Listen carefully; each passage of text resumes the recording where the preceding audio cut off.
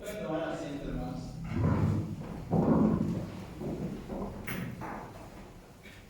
Antes de entrar de lleno a la meditación de la palabra de nuestro Dios, ahí en la parte de atrás, hermanos, hay una mesa con folletos, y si usted quiere, puede llevarse todo lo que quiera, todos que hay en esa mesa, para poder compartir con nuestros familiares, amigos, personas que conocemos la palabra de nuestro Dios.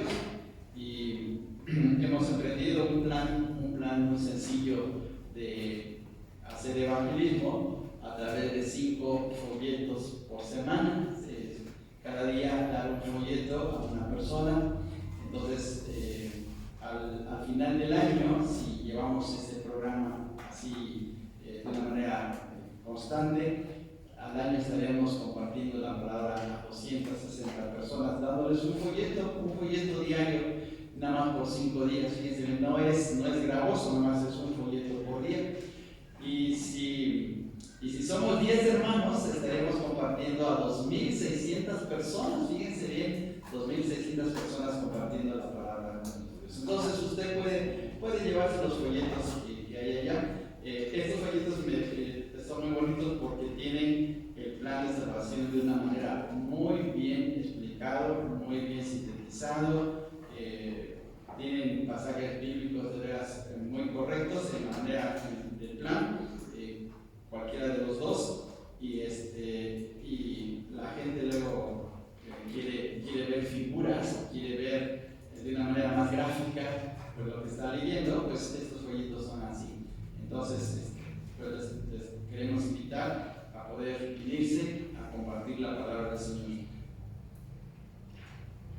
Bueno, ahora sí, les invito a abrir sus Biblias en la primera carta del apóstol Pedro. Solamente vamos a leer 2 versículos. Primera de Pedro, capítulo 1, versículos 1 y 2. 2 versículos vamos a leer solamente de esta carta. La primera carta del apóstol Pedro, versículos 1 y 2 del capítulo 1.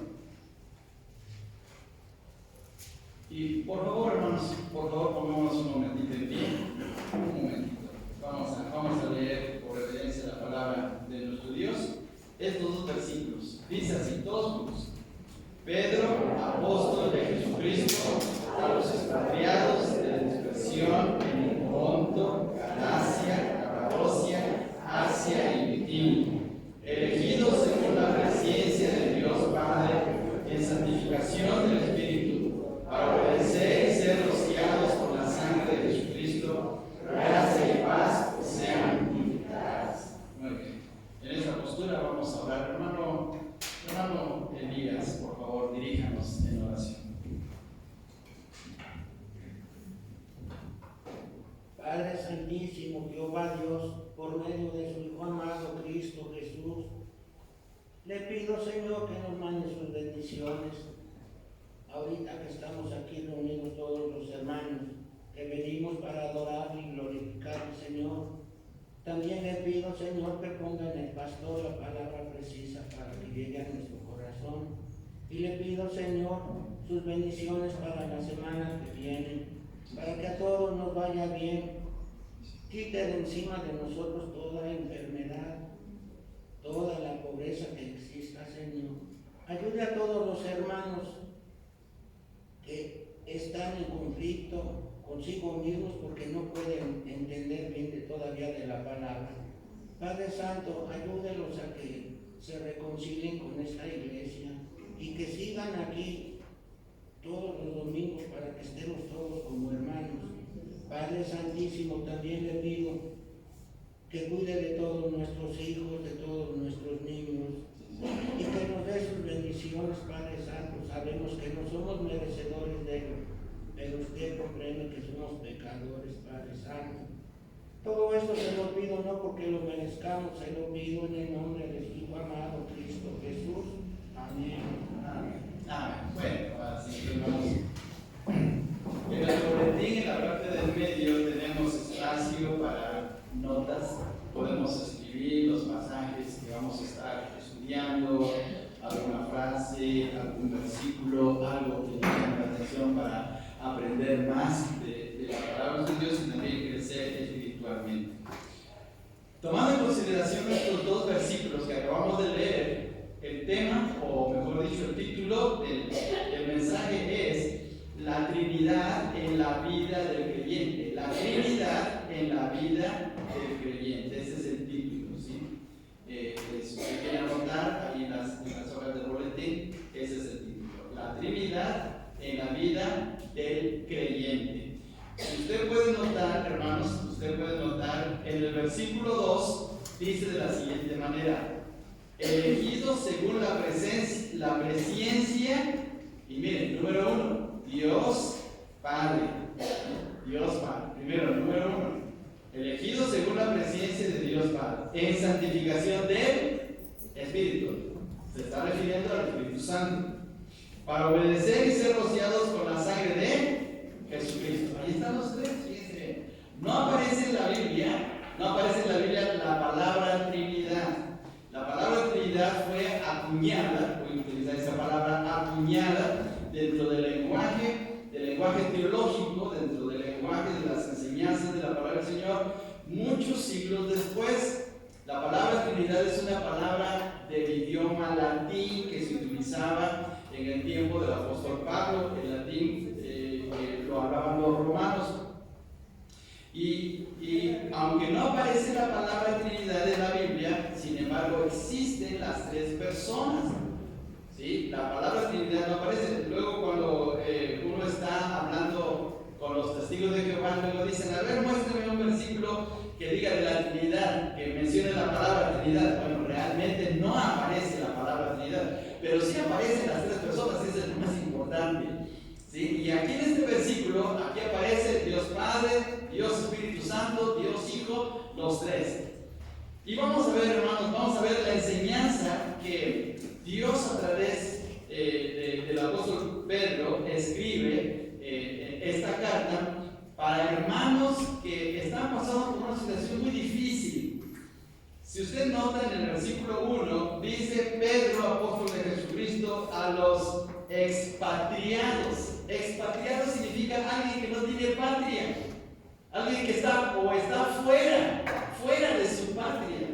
Y se refiere a personas que han sido sacados de su lugar de origen por causa de la persecución. Más adelante Pedro lo menciona acerca de este problema, pero que han sido sacados y que andan vagando. Hay varias traducciones de este texto que dice forasteros, en lugar de expatriados, forasteros o extranjeros, están en otros lugares, ¿sí? Y luego hay una palabra muy especial aquí en el versículo 1, dice a los expatriados de la dispersión. En el lenguaje griego, la palabra dispersión se pronuncia diáspora, y diáspora significa alguien o personas que están fuera por causa de la persecución. Diáspora tiene que ver con dispersión o persecución, pero probablemente la palabra más clara es dispersión, han sido esparcidos, ¿sí? Entonces el apóstol Pedro está escribiendo a hermanos que les ha pasado esto.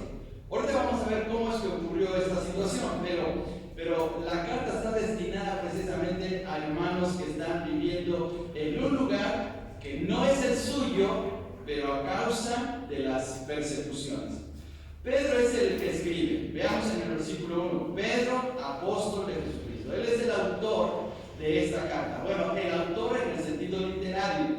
En el sentido espiritual, en el sentido divino, es el Espíritu Santo quien ha hecho la obra en él para escribir esta carta. Por favor, vayamos a 2 de Pedro.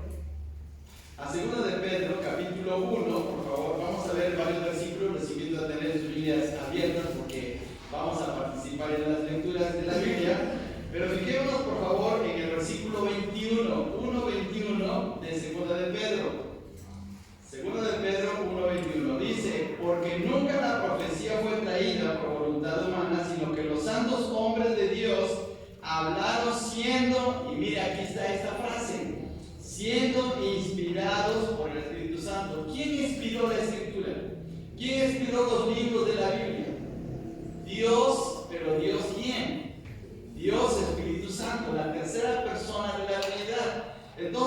apóstol Pedro está escribiendo esta carta no solamente porque él siente un anhelo de confortar, de animar a los hermanos que han sido esparcidos por causa de la persecución, sino es el Espíritu Santo que está obrando en su propia persona y le inspira para escribir estas dos cartas, la primera y la segunda carta, ¿sí? Entonces, las cartas del apóstol Pedro son inspiradas por el Espíritu de Dios y por lo tanto tienen autoridad divina, provienen de Dios mismo. O sea, no son las palabras de Pedro, no solamente son los sentimientos que Pedro está mostrando para los hermanos, sino es Dios a través de Pedro quien está hablando para animar a los hermanos. Ahora, veamos esto. El apóstol Pedro no era una persona intelectual, no era una persona académica, no era un rabino,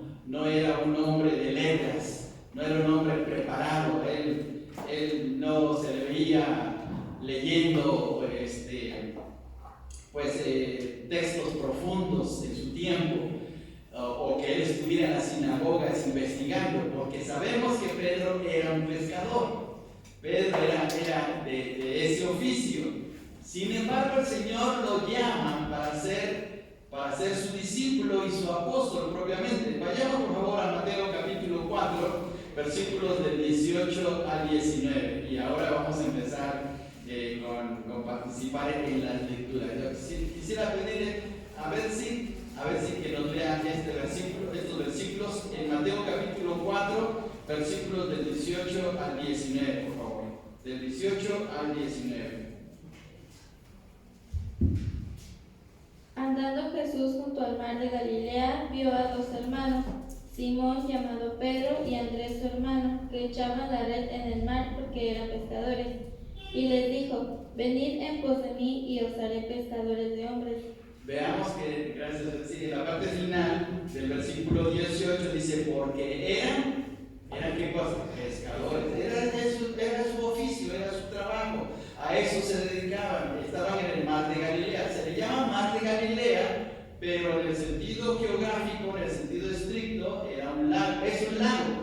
Se le llama mar porque así se le quedó el nombre, pero no era un mar, ¿sí? Es un lago propiamente. Sin embargo, ahí es donde trabajaba Pedro y su hermano. ¿Cómo se llamaba su hermano?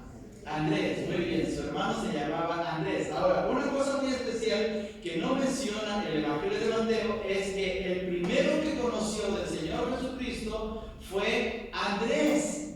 En el Evangelio de Juan capítulo 1 se menciona que Andrés fue el que le dijo a Pedro: hemos hallado al Mesías, hemos hallado al Cristo. Entonces Andrés fue el que llevó a los pies del Señor Jesús a su hermano Pedro, pero aquí es cuando reciben el llamado de ser los seguidores. En el versículo 19 dice: y les dijo el Señor: venid en pos de mí y os haré pescadores de hombres. Entonces, Pedro y Andrés se dedicaban a la pesca, todos los días iban con sus redes, con sus barcas al mar para sacar los peces, de eso se mantenían, ese era su negocio de familia, lo vendían, de ahí comían y de ahí pues tenían los recursos económicos para sus familias. En el Evangelio de Marcos se nos hace notar que el apóstol Pedro tenía suegra. ¿Se acuerdan ustedes de ese pasaje? Ahí en Marcos capítulo 1, el Señor Jesús fue a la casa de Pedro, la ciudad se llamaba Capernaum, y su suegra estaba enferma de fiebre. Entonces, si Pedro tenía suegra, entonces, ¿cómo estaba su situación civil? Estaba casado, entonces él tenía responsabilidades y se dedicaba precisamente a la pesca. Por lo tanto, no era un hombre de letras, no era un hombre que era un intelectual, no era un hombre universitario, no le gustaba, bueno, a veces sí le gustaba, pero no era dedicado pues a la investigación, a estar leyendo libros, a estar metido en cuestiones teológicas o bíblicas, como en el caso de los rabinos, como en el caso de los escribas, que era este. Sin embargo, el haber seguido al Señor, el haber estado con Él por 3 años y medio, su manera de pensar, su manera de actuar, su manera de ser fue totalmente transformado. Por favor, vamos a Hechos capítulo 4, versículo 13. Ahora les invito a que vayamos a Hechos capítulo 4 y versículo 13. Y hermano Carlos, si por favor nos pudiese leer este texto, Hechos capítulo 4 y versículo 13. Entonces, viendo el denuedo de Pedro y de Juan, y sabiendo que eran hombres sin letras y de vulgo, se maravillaban y le reconocían que había estado con Jesús. Muy bien, miremos qué palabras tan tremendas de este versículo. ¿Cómo hubo un cambio tan radical en la vida del apóstol Pedro? Dice claramente que eran hombres sin letras y ¿qué otra cosa más? Y del vulgo. Es como ahora hoy podríamos decir, bueno, de la chusma, ¿verdad? Así, pero eran, la manera en cómo ellos vivieron con el Señor Jesús fueron transformados, porque miren, dice el versículo 13, que se maravillaban y le reconocían. Miren, ahí está la clave, le reconocían que habían estado con Jesús. El estar en la relación con Jesús, estudiando, siendo enseñados por Él, que Él les estaba dando las palabras para la predicación, eso les transformó de tal manera que la gente se maravillaba. Mire, cuando alguien estudia la Biblia, cuando alguien lee la palabra de Dios, cambia su manera de pensar, hasta de hablar, en su comportamiento. Y uno se queda asombrado. ¿Cómo es que sabe tanto? ¿Cómo es que su manera de pensar es diferente? Porque Dios a través de su palabra transforma.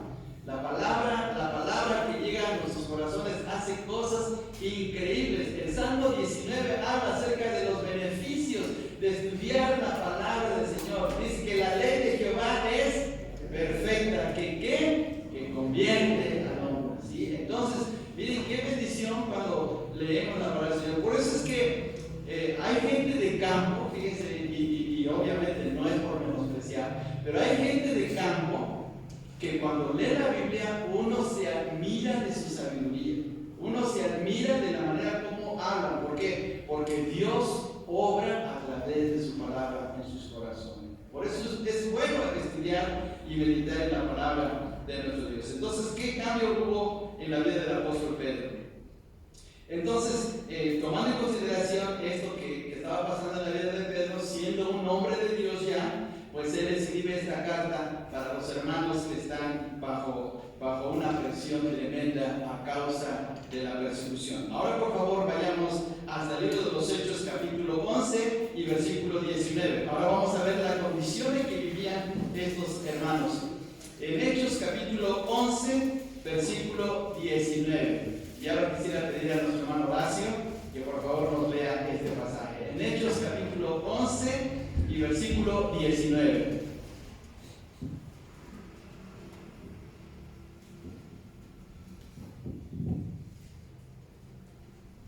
Ahora bien, los que habían sido esparcidos a causa de la persecución que hubo con motivo de Esteban pasaron hasta Fenicia, Chipre y Antioquía, no hablando a nadie la palabra, sino solo a los judíos. Muy bien. Recordamos que en el capítulo 7 del libro de los Hechos hubo algo muy tremendo con un cristiano, con un diácono propiamente. Esteban era diácono de la iglesia de Jerusalén. Y él estaba predicando, ahí podemos leer el capítulo 7 de Hechos, la predicación, el mensaje que les dio a los judíos que estaban ahí atacándolo. Y resulta que a causa del mensaje tan bíblico, un mensaje tan contundente de salvación para ellos, pues resulta que lo apedrearon, murió Esteban, y a causa, veamos en este versículo 19, dice que a causa de la muerte, es decir, que los judíos enardecidos y ahora envalentonados de haberle dado muerte a Esteban, que era uno de los líderes de la iglesia de Jerusalén, pues ahora emprenden la persecución con muchos cristianos, y estos cristianos salen por diferentes lugares o a diferentes lugares, ahí se mencionan incluso los nombres, y llevan el evangelio. Pedro. Ellos aprovecharon la persecución para compartir la palabra de Dios, pero fueron esparcidos. Tuvieron que salir de sus lugares, ¿sí? En México hemos tenido persecuciones. Aquí en nuestro país ha habido ese tipo de situaciones en diferentes estados de la República. Muchos cristianos han sufrido a causa de ser, otra vez la palabra, cristianos, han sido cristianos y entonces la gente no está de acuerdo con ellos y los saca de sus pueblos. Han perdido sus tierras, han perdido sus casas, han perdido sus oportunidades de vida en sus lugares, han tenido que salir de sus lugares de origen. Ustedes saben, o ustedes escucharon hace años acerca de ese problema de los chamuras cristianos allá en Chiapas, ¿sí? Y que fue muy fuerte. Con las leyes que tenemos ahora de asuntos religiosos, pues se ha tratado de relajar esta situación, pero la persecución todavía sigue habiendo en México. Hay comunidades donde no se permiten a cristianos. Es más, hasta utilizan las fiestas patronales, utilizan ciertas cosas dentro de los pueblos para obligar a los cristianos a someterse y a no cambiar de religión, porque así le llaman, ¿sí? Entonces hay persecución. En el mundo hay persecución y hay países donde no se permite el cristianismo, ¿sí? Por ejemplo, los países árabes. En los países árabes es difícil ser cristiano. En Armenia está prohibido ser cristiano. Pues si ahora en el siglo XXI todavía está ese problema, imaginemos hace 2000 años, cuando los cristianos estaban proclamando el Evangelio, pues la persecución era muy dura y por eso tuvieron que salir de sus lugares. Y es cuando Pedro escribe esta carta para ellos. Vamos a regresar, por favor, vamos a regresar a 1 de Pedro capítulo 1, el versículo 1. Dice de la siguiente manera: Pedro, apóstol de Jesucristo, a los expatriados o los forasteros de la dispersión en el Ponto. Fíjense bien los lugares: Ponto, Galacia, Capadocia, Asia, Bitinia. Todos estos lugares eran provincias de un lugar muy amplio que se llamaba en el tiempo del apóstol Pedro y de Pablo Asia Menor, que es ahí donde Pablo realizó mayoritariamente su ministerio. ¿Sí? El primer y segundo viaje misionero estuvieron centrados en Asia Menor. En estas regiones se establecieron iglesias. Pues resulta que Timoteo, precisamente, y varios de los colaboradores de Pablo eran originarios de Asia Menor o de una de las regiones que se mencionan aquí. La palabra Capadocia, que aparece en el versículo 1, que es una región muy famosa en Turquía, es muy famosa porque la situación geográfica es muy bonita y es muy extraña. Parece como una, se da la idea como una superficie lunar, porque es algo extraordinario. Pero se han encontrado en Capadocia cuevas donde ahí vivieron cristianos. Es una cosa muy sorprendente. Y eso es del tiempo del apóstol Pedro, del apóstol Pablo, porque los cristianos sufrieron graves persecuciones. Entonces, el apóstol Pedro está escribiendo, bajo la dirección del Espíritu de Dios, esta carta para ellos. Ahora, ¿dónde se encontraba Pedro cuando escribió esta carta? Por favor, vayamos a 1 de Pedro capítulo 5 y versículo 13. 5:13 de 1 de Pedro. Y ahora quisiera pedirle a nuestro hermano Fer, por favor, si nos quiere leer 1 de Pedro 5:13. La iglesia que está en Babilonia, elegida juntamente con vosotros, y Marcos, mi hijo, os saludan. Muy bien, gracias hermano Pedro. ¿Desde dónde está el apóstol Pedro escribiendo esta carta? Bueno, ese texto dice que desde Babilonia, la iglesia que está en Babilonia. Ahora, hay dos posturas con relación a este versículo. Algunos hermanos comentan que la palabra Babilonia, la ciudad de Babilonia, no es realmente Babilonia, sino que están tomando como forma figurada, o Pedro está tomando en forma figurada, la ciudad Incluso algunos comentarios dicen que es Roma, no es Babilonia. Bueno, hay una tradición que dice que Pedro fue a Roma, pero no se sabe exactamente. En el Nuevo Testamento no encontramos un pasaje que diga que Pedro haya ido a Roma. Pablo sí, incluso Pablo fue encarcelado, pero Pedro no. Y la postura más correcta es que Babilonia sí realmente era la Babilonia, una Babilonia moderna, diferente a la Babilonia donde estuvo Daniel y sus amigos y donde estuvieron los judíos que fueron llevados a terminar la monarquía después del juicio del Señor y que vivieron 70 años. Pues esa Babilonia todavía seguía existiendo. La ciudad de Babilonia todavía existía hasta el tiempo del apóstol Pedro.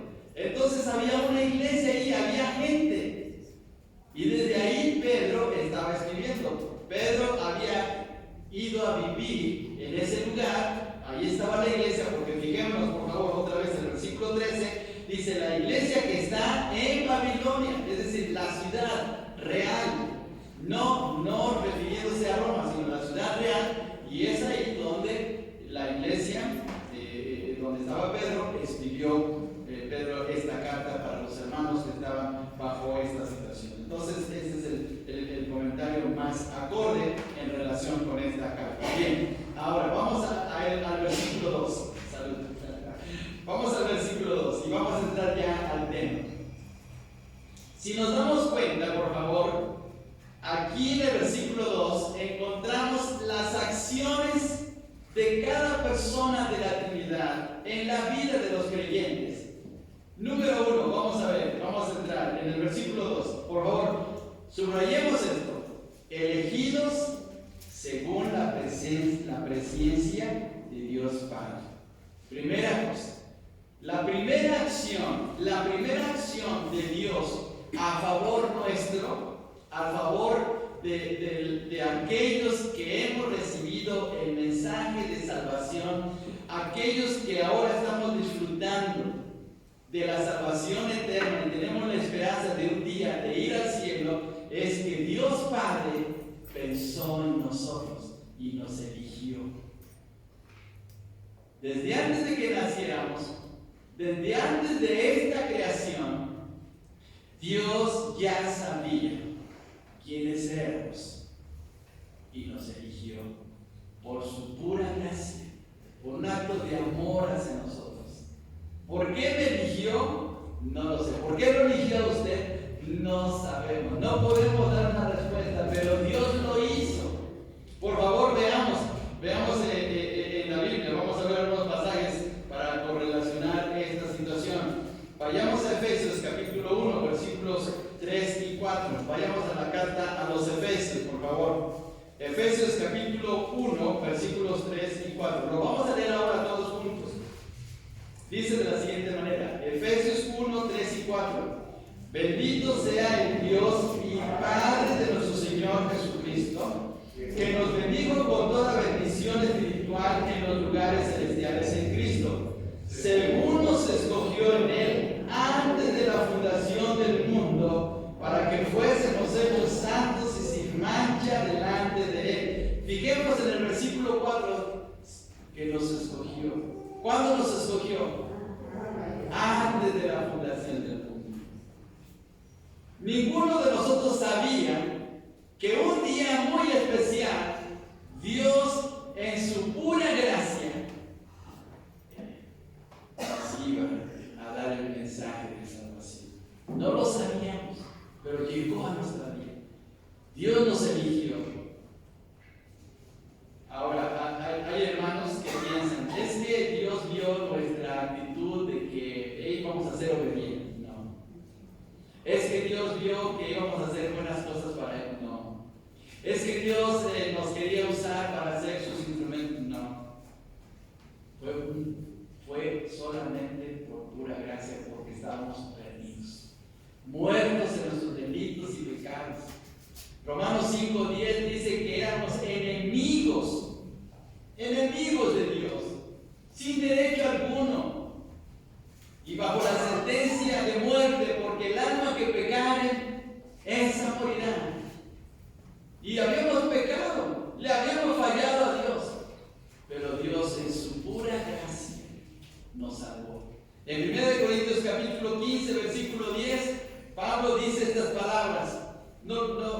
véanlo en sus Biblias, pero dice estas palabras: por la gracia de Dios, ¿qué más? ¿Se acuerdan de ese texto? Por la gracia de Dios, ¿qué más? Soy lo que soy. Por la gracia de Dios soy lo que soy. Y más adelante, cuando escribe la primera carta a Timoteo, dice: yo era perseguidor, yo era blasfemo, yo era esto y lo otro, pero por la gracia de Dios soy lo que soy. ¿Qué vio en nosotros el Señor? Una condición de pecadores, pero por su pura gracia nos salvó y nos eligió para ser parte de Él. Veamos por favor en Romanos capítulo 8. Romanos capítulo 8. Vayamos a los versículos 29 y 30. Romanos capítulo 8, versículos 29 y 30. Y quisiera pedir a nuestra hermana Jenny, que nos está visitando, que nos lea por favor Romanos capítulo 8, versículos 29 y 30.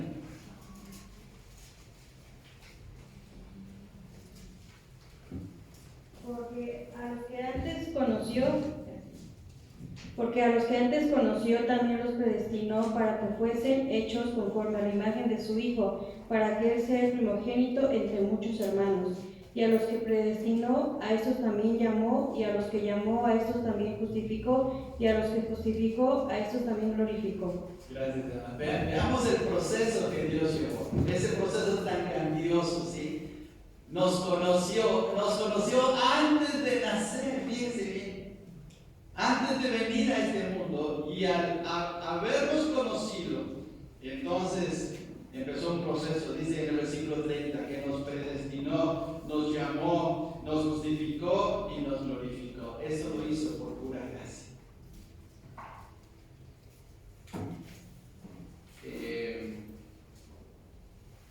A ver, quisiera preguntarle a hermano Gerardo, ¿cuántos años tiene usted de venir a esta iglesia?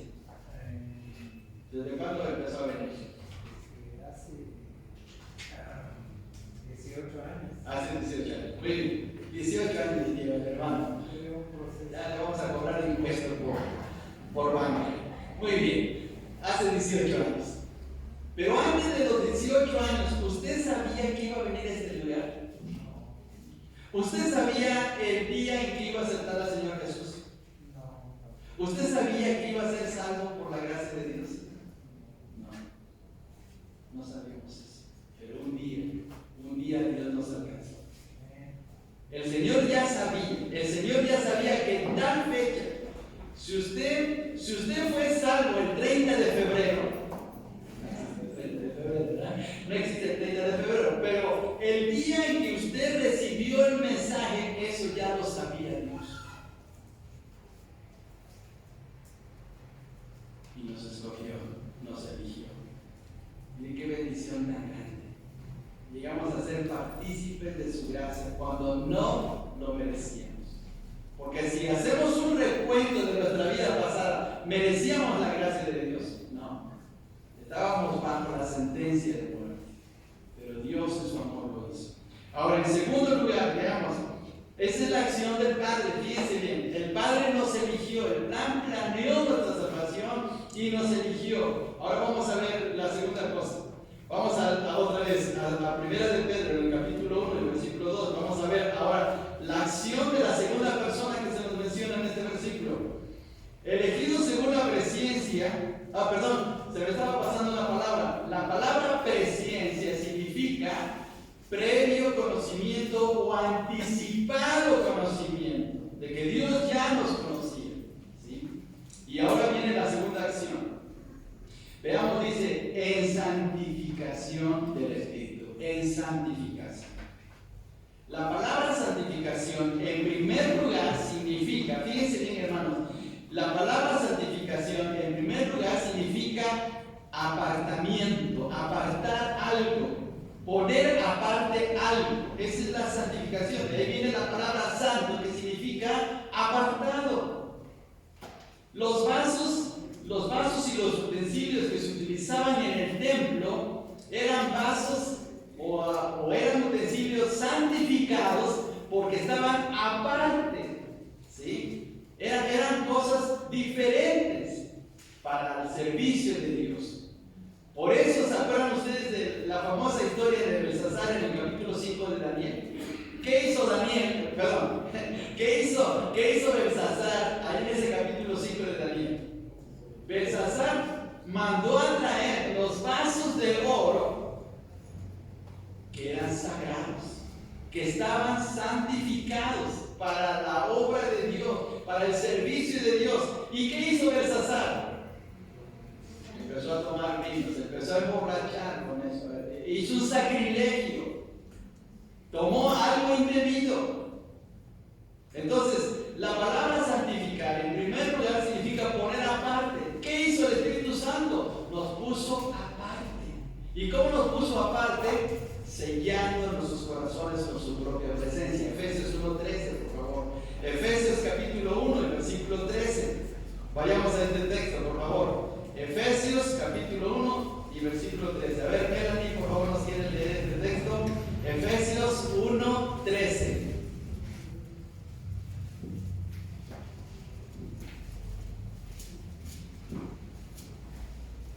En él también vosotros habéis oído palabra de verdad, el evangelio de vuestra salvación, y habiendo creído en él, fuimos sellados con el Espíritu Santo de la promesa. Muy bien, veamos el penúltimo renglón de este versículo. Dice, y habiendo creído en él, es decir, habiendo creído en Cristo, ¿qué ocurrió? Dice, fuisteis sellados. ¿Pero con quién fuimos sellados? Con el Espíritu Santo. O sea, el sello que se nos puso en nuestro corazón de pertenencia, de ser apartados para Dios, fue la presencia del Espíritu Santo. Así es que miremos esto. No es, ¿cómo puedo decir? No es el argumento para que hagamos lo que queramos. Pero al ser sellados con el Espíritu Santo, ya jamás vamos a estar fuera de Dios. Jamás vamos a ser rechazados por Dios. Ya no vamos a perder nuestra salvación. No significa que podamos pecar y hacer lo que queramos, no. Porque el mismo Espíritu Santo va a actuar en nuestras vidas. Pero ya le pertenecemos a nuestro Dios. ¿Se acuerdan de ese texto que está en Romanos capítulo 14, versículo 8, que dice que si vivimos, para Él vivimos, y si morimos, para Él morimos? Sea que vivamos o que muramos, ¿qué más? Somos del Señor. La misma presencia del Espíritu Santo en sus corazones no nos va a abandonar hasta que lleguemos al cielo. No importa qué hagamos. Nos podemos rebelar, podemos ser desobedientes, pero el Espíritu Santo nos va a jalar y nos va a colocar en el camino correcto. Claro, si alguien se llega a perder, pues es que realmente no fue salvo. Pero los que hemos sido salvos, tarde o temprano, vamos a entrarle al camino del Señor. Y Dios va a actuar de una manera muy tremenda. Entonces, somos apartados para el Señor. Pero ahora una cosa más todavía. La palabra santificación también se refiere al proceso espiritual de cambio en nuestras vidas. En Filipenses 1:6 dice de la siguiente manera, por favor, ahora vayamos a Filipenses capítulo 1 y versículo 6. Filipenses 1:6. Y a ver, quiero pedir a nuestra hermana Adriana que por favor nos lea este texto. Efesios 1:6. No, perdón, Filipenses, me equivoqué. Filipenses 1:6. Filipenses 1:6. Estando persuadido de esto, que el que comenzó en vosotros la buena obra la perfeccionará hasta el día de Jesucristo. Muy bien.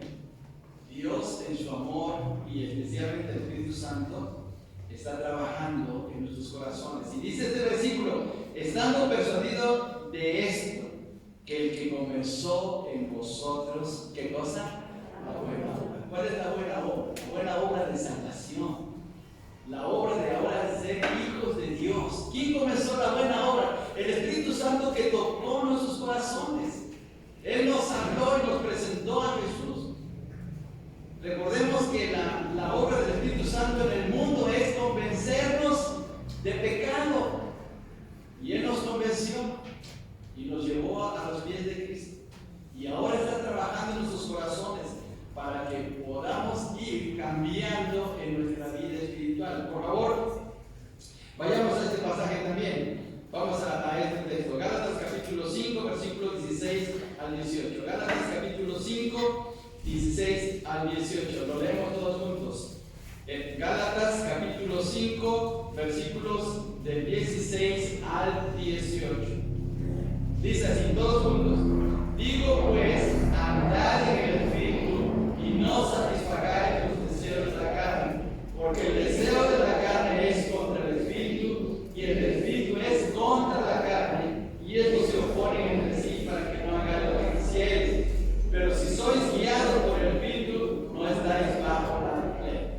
Aquí vemos la lucha espiritual que hay dentro del creyente. Nuestra vieja naturaleza se revela a las cosas de Dios, pero el Espíritu Santo está trabajando en nuestros corazones y nos está perfeccionando. A eso se refiere la santificación. Que nuestra vieja naturaleza vaya disminuyendo y la nueva naturaleza en Cristo vaya creciendo hasta que lleguemos a la estatura de ¿quién? Del varón perfecto, que es Cristo. ¿Y quién está haciendo ese trabajo? El Espíritu de Dios. Entonces, fijemos qué cosa tan tremenda está haciendo el Espíritu del Señor. En tercer lugar, todavía regresemos a 1 de Pedro capítulo 1 y ahora veamos la intervención del Hijo.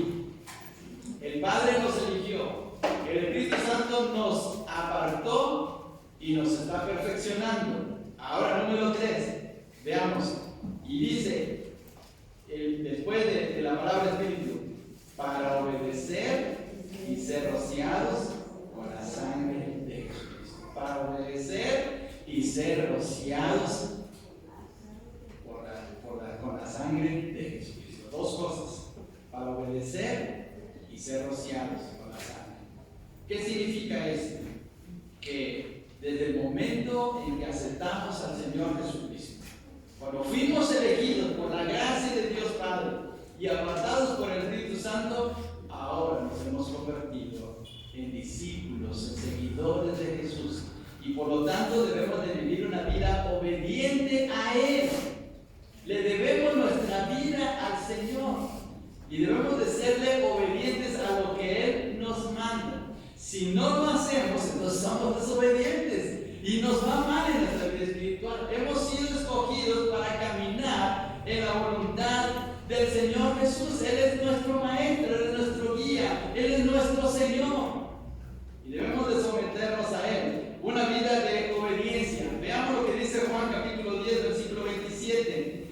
Hermana Michelle, si nos puede leer por favor. Juan capítulo 10, versículo 27. Hermana Michelle, si nos puede leer. Juan 10, 27.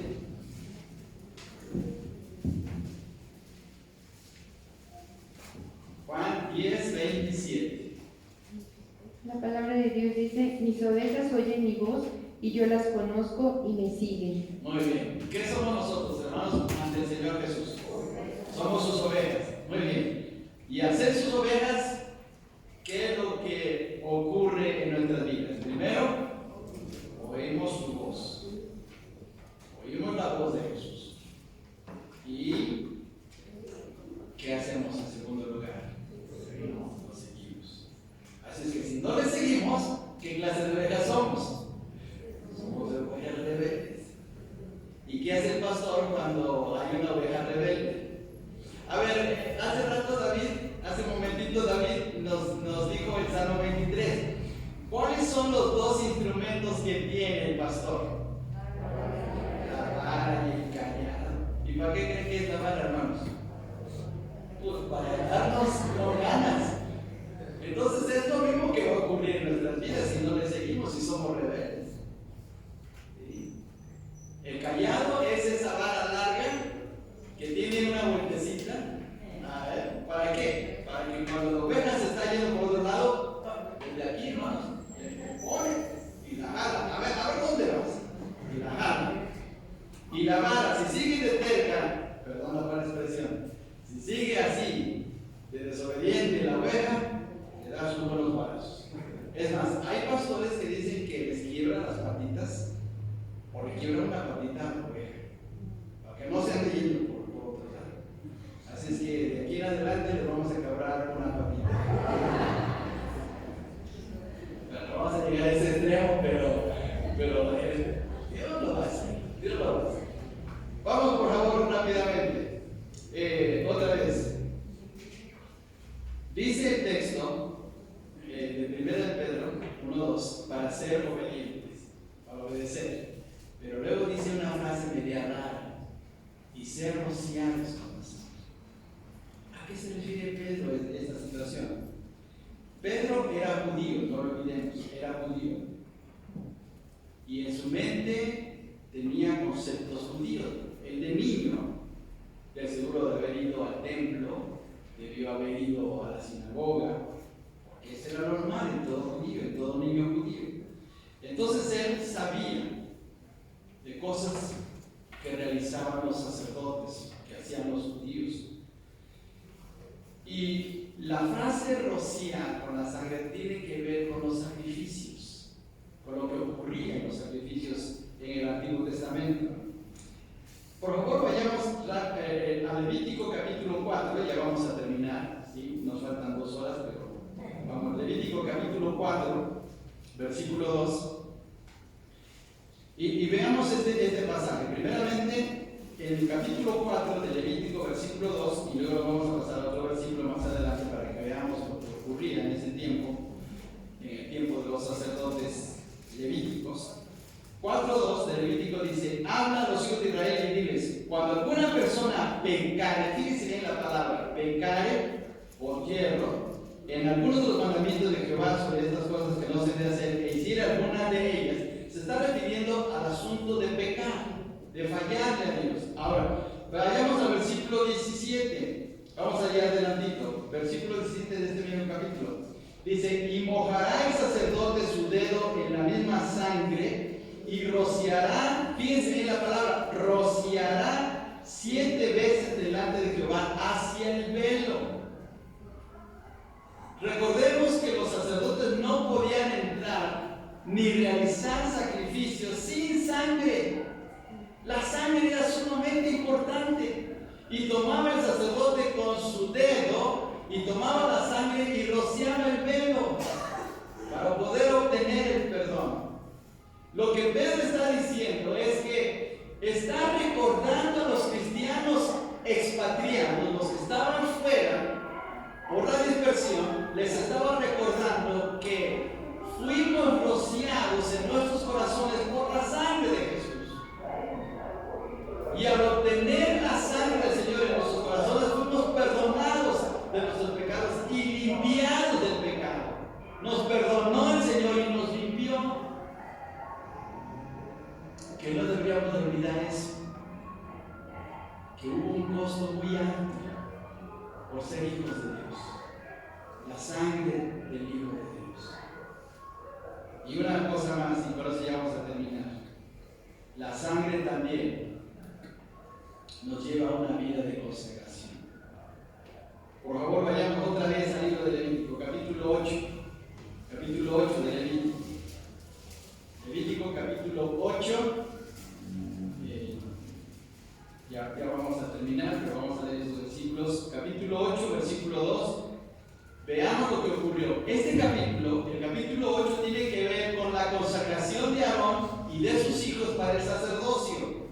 Versículo 2, toma a Aarón y a sus hijos con él, y las vestiduras, el aceite de la unción, el becerro de la expiación, los 2 carneros y el canastillo de los panes sin levadura. Dios escogió por un acto de pura gracia, otra vez volvemos a la gracia, a Aarón y a sus hijos para ser sus sacerdotes. Y ahora vamos por favor a los versículos 22 y 23. 22 y 23, ahí mismo en el capítulo 8. Dice: después hizo que trajeran el otro carnero, el carnero, y mire las palabras, el carnero de las consagraciones. ¿Qué estaba pasando en ese momento? Pues que Aarón y sus hijos eran consagrados para el sacerdocio. Dice: después hizo que trajeran el otro carnero, el carnero de las consagraciones, y Aarón y sus hijos pusieron sus manos sobre la cabeza del carnero, y lo degolló, y tomó Moisés de la sangre y miren lo que ocurrió. La puso en el lóbulo de la oreja derecha. ¿Cuál es el lóbulo de la oreja derecha, hermanos? Pues aquí donde las señoras y señoritas se ponen el arete, bueno, y algunos jovencitos también lo hacen. Aquí colocó en la derecha, puso sangre. Ahora, una cosa más todavía. Dice, y puso en el lóbulo de la oreja derecha de Aarón, y luego sobre el pulgar de su mano derecha. El pulgar de la mano derecha. Sangre aquí, sangre en el pulgar, y todavía una cosa más. Y sobre el dedo pulgar de su pie derecho. El dedo pulgar, el dedo gordito de nuestro pie derecho, puso sangre. ¿Para qué? Fíjense bien, ¿por qué puso sangre? Para que escuchemos solamente lo que es de Dios y lo que es limpio. ¿Por qué en el pulgar derecho? Para que hagamos las cosas que son correctas para glorificar a Dios. ¿Por qué en el pulgar derecho, en el dedo gordito de nuestro pie derecho? Para que caminemos correctamente en la senda de Dios. Por eso, sangre aquí, sangre aquí, sangre abajo. Con la sangre del Señor Jesús, no solamente la tenemos en el lóbulo, no solamente en el pulgar, no solamente en el pie, sino ahora en todo nuestro ser. ¿Por qué? Porque ahora somos real sacerdocio, pueblo santo, pueblo adquirido por Dios, para anunciar las virtudes de aquel que nos llamó de las tinieblas a su reino admirable. Miren qué tremendo. Ahora somos un pueblo especial. Y eso deberían de recordar. Sí, estaban expatriados, estaban en la dispersión, estaban lejos de sus hogares, pero estaban bajo el cuidado de Dios, en la dirección del camino de Dios y con la esperanza de un día ir a estar delante del Señor. Más adelante Pedro nos va a decir eso. Miren qué bendición, hermanos. Ahí están las acciones de las tres personas de la Trinidad: el Padre eligiendo, el Espíritu Santo santificando y el Hijo perdonando, purificando y consagrando para caminar bien delante de Dios. Que el Señor nos ayude y nos sostenga, porque en este año va a haber situaciones muy especiales, pero debemos recordar lo que Dios está haciendo en nuestras vidas. Oremos. Padre, muchas gracias por tu palabra, muchas gracias por tu amor, muchas gracias, Señor, porque un día pensaste en nosotros y nos llamaste a ser parte tuya, de ser tus hijos. Te amamos y te adoramos en el nombre de Jesús.